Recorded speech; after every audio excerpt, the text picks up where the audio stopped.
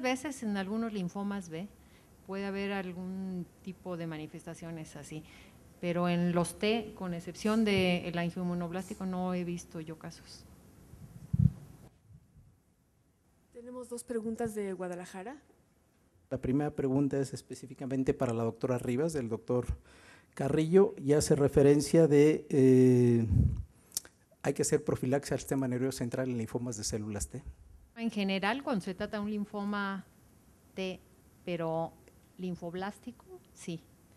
Pero para los linfomas de células maduras, no, a menos que sea de acuerdo a la localización o que los otros criterios que sugieren en los linfomas la profilaxis, como la infiltración a la médula ósea, como la localización a veces en cara o cabeza y cuello, básicamente. No Muy sé. bien, doctora. Y la siguiente pregunta que hace la doctora Zárate, de cuál es la utilidad de la citogenética en ganglio en pacientes con linfomas. Bueno, en general en linfomas, en particular en los linfomas de células B, la citogenética sí es muy importante y está muy bien definida. Incluso las translocaciones están muy bien descritas. Algunas las podemos detectar por inmunohistoquímica o los perfiles de expresión génica que son muy claros, por ejemplo, linfomas de Burkitt o algunos linfomas difusos de células grandes.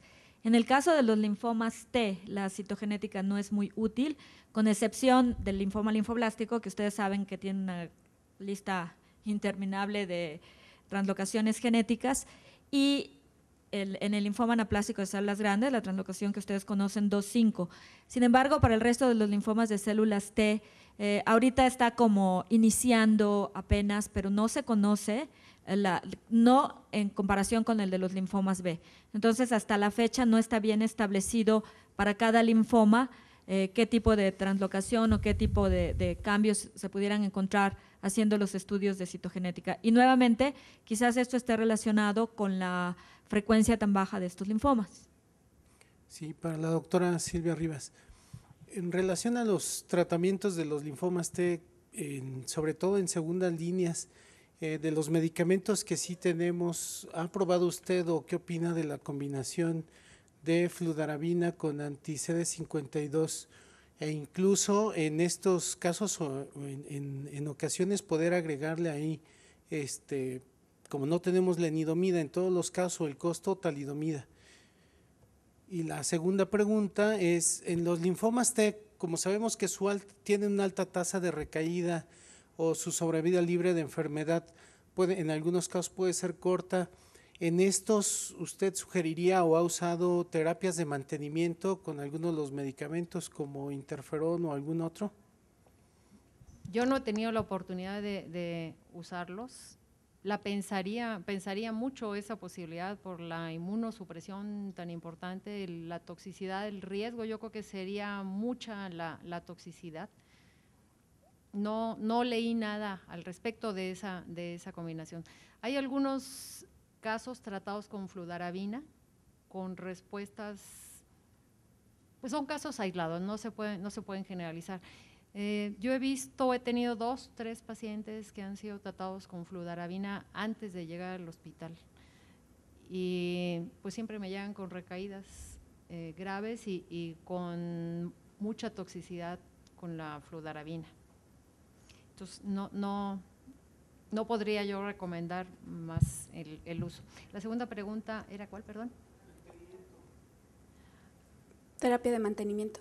No, lo que recomiendan en las guías y en todos estos artículos es que si sabemos que van a tener un mal pronóstico en general los linfomas T, se pueden trasplantar en primera remisión, con excepción del anaplásico ALK positivo. Es una de las recomendaciones, ¿sí? No se habla mucho del mantenimiento, más bien es la consolidación con dosis altas y el trasplante, pero con mantenimiento no hay nada que yo haya encontrado.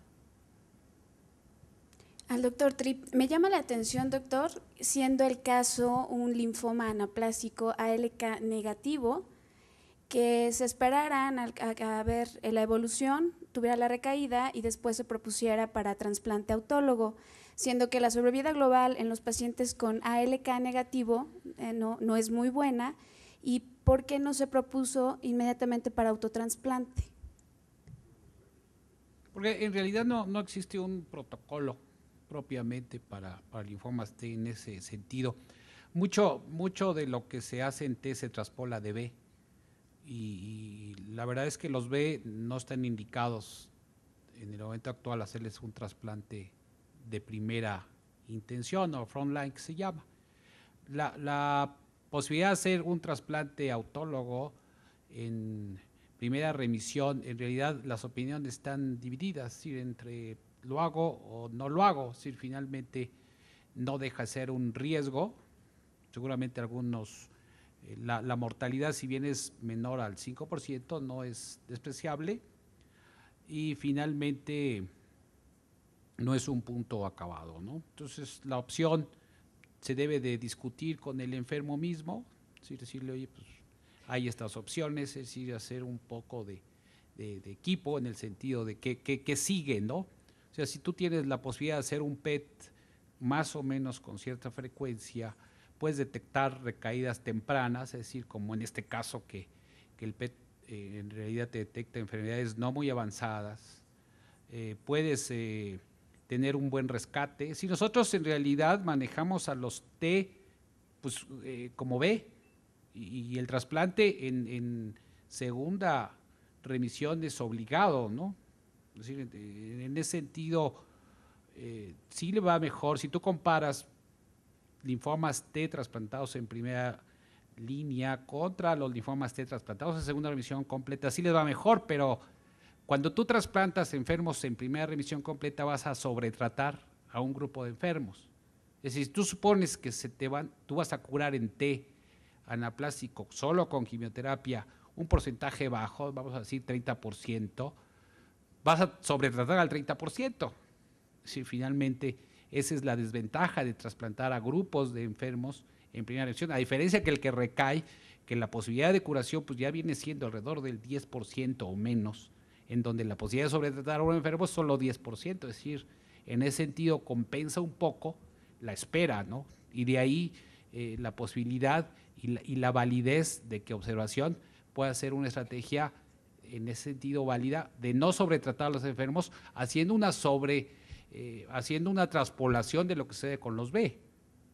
Independientemente del IP o de la clasificación que tenían ya, independientemente.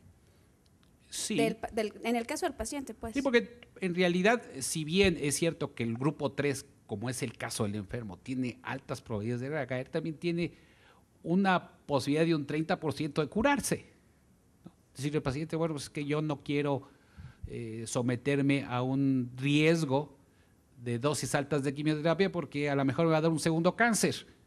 Yo tengo 28 años y a lo mejor me da un segundo cáncer a los 40 años. Entonces, mejor no lo hubiera trasplantado.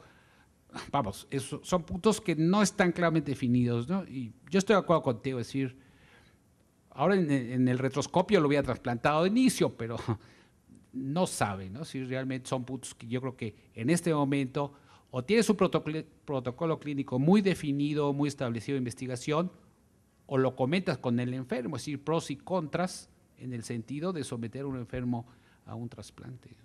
Y para la doctora Rivas, el esquema que emplea usted con talidomida, ¿qué otras drogas utiliza, doctora, y la toxicidad?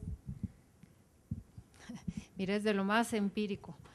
Les doy talidomida diario, 200 miligramos, dexametasona 4 días, 40 miligramos, y metotrexate una vez a la semana, oral.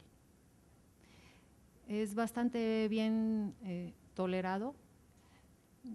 El cuidado es con los pacientes diabéticos por la dexametasona.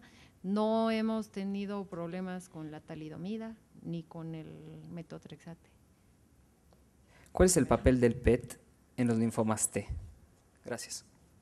El linfoma, el PET, pues prácticamente todos los linfomas es el método de elección en la estadificación, porque cubre, yo cuando hacemos linfografías, y luego salió la tomografía, todo el mundo diciendo, pues es que hay que hacerlo